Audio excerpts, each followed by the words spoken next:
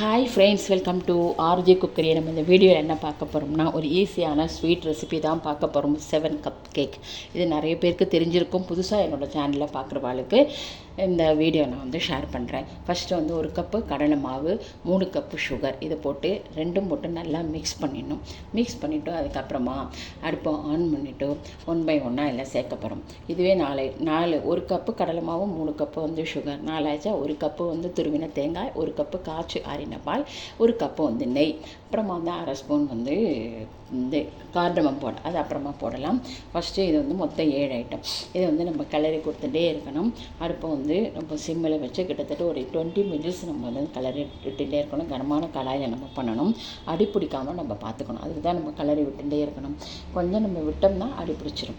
அதனால் நம்ம கிளறி விட்டோம். பின்ன ஒரு ஸ்டேஜ் வரும்போது பாருங்கள், கெட்டி ஆகிட்டே இருக்கும். இந்த மாதிரி நிறைய ஹோல் வந்துகிட்டே இருக்கும். நம்ம விட்ட நெய்யெல்லாம் கூட அப்படியே கொஞ்சம் கொஞ்சமாக வெளியில் வர தொடங்கும். நம்ம அந்த மைசூர் பாக்கு பண்ணுறோம் இல்லையா, அது அந்த பதம் தான் இதுக்கும் வரும். இது ஈஸியாக பிகினர்ஸ்க்கே கூட நமக்கு இது பண்ணிடலாம். கொஞ்சம் நம்ம கவனிச்சுட்டு இருந்தோம்னா போகிறோம். அடி பிடிக்காமல் நம்ம டக்குன்னு அந்த கரெக்டு பதம் நமக்கே தெரியும். நம்ம பண்ணி வந்துகிட்டே இருக்கும்போது கிட்ட வரும்போது அது நல்லா அந்த கெட்டித்தன்மை ஆகிட்டே இருக்குது.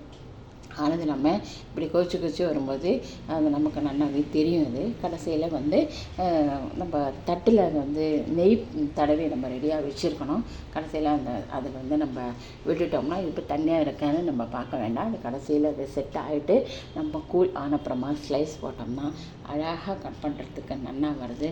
ரொம்ப ஒரு டேஸ்டியான, அதே சமயம் ரொம்ப சிம்பிளான ஒரு ஸ்வீட் ரெசிபி. இது ட்ரை பண்ணலைன்னா ப்ளீஸ் ட்ரை பண்ணுங்க. இது வரைக்கும் என்னோடய சேனலை சப்ஸ்கிரைப் பண்ணலைன்னா please subscribe my channel. Thank you.